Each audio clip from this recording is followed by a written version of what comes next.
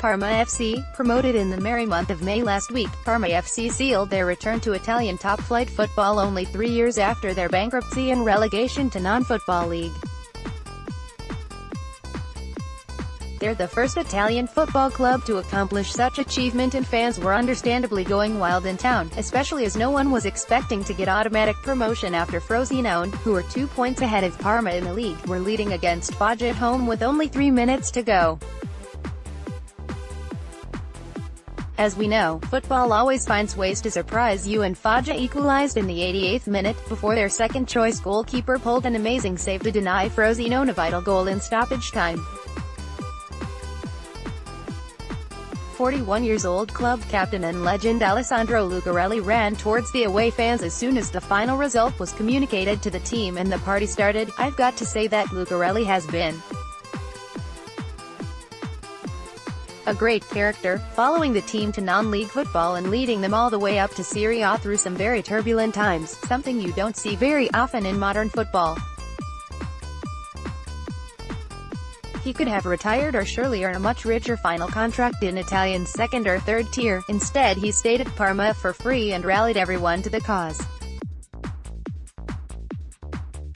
A true captain and leader of men, a character we could definitely use at the Arsenal." Alessandro Lucarelli, a true leader, runs to his fans. How this apply to the Arsenal? Bear with me. Parma is my hometown, and the Stadio Tardini has been my second home for quite some time before I could actively and regularly follow the Arsenal. Before internet, social media, streaming and the malign pay TV, being a gooner abroad was quite a mission. Having witnessed the rise of Parma FC to the top of Italian and European football and their subsequent demise, I must say that we, the supporters, are often guilty of losing perspective on football matters. I clearly remember how the likes of Juan Sebastian Veron, Dino Baggio, Gianfranco Zola and many other full internationals were called names and criticized during Parma FC glory days, whilst today players such as Fabio Taravolo, Emanuele Caleo and Simone Lacapone are hailed like world beaters. I also remember how the team that won a Cup Winners' Cup, a UEFA Cup and a Coppa Italia was training in a public park in town, with supporters stopping by, politely waving and sharing a joke, before moving to a super modern training center and start behaving like any other European top club. Some fans were furious to see them losing their spontaneity and to see the romance fade away, yet they were the first to cheer and brag about those big names that Parma FC was able to attract in the late 90s, not realizing that none of them would have joined an amateurish club with no training facilities. Heroes of '93 for over a decade, and before the financial scandal, Parma FC has been a beautiful anomaly in European football and managed to become the fourth most decorated Italian club in Europe behind Juventus, AC Milan and Inter. Yet supporters started to felt entitled glory and success. Nothing except the league title was enough for many of them, and Champions League was deemed a minimum requirement for the majority of the supporters to be satisfied.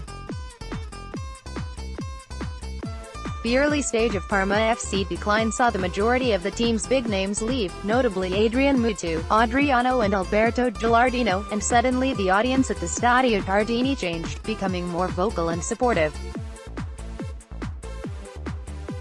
It took the full bankruptcy and the non-league football for many supporters to realize how lucky they were to see such brilliant footballers playing for what still is a very small club with a 27,000-seater stadium.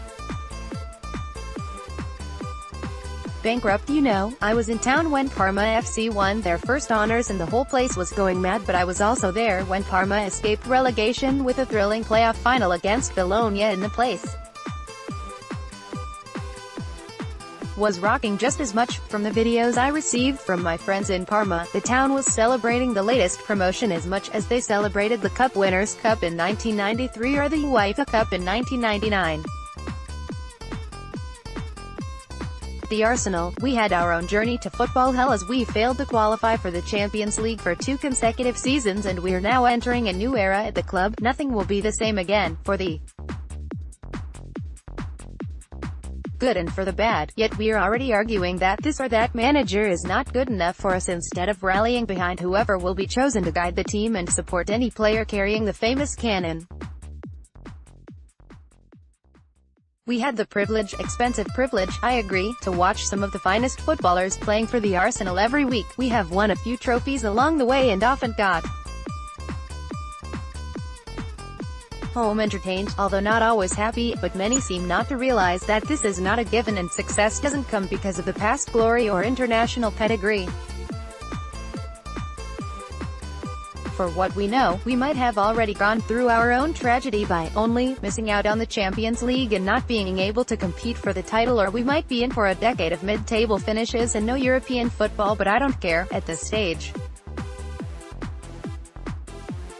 I'd only care about supporting the new manager and get behind the team to see where this new chapter is taking us.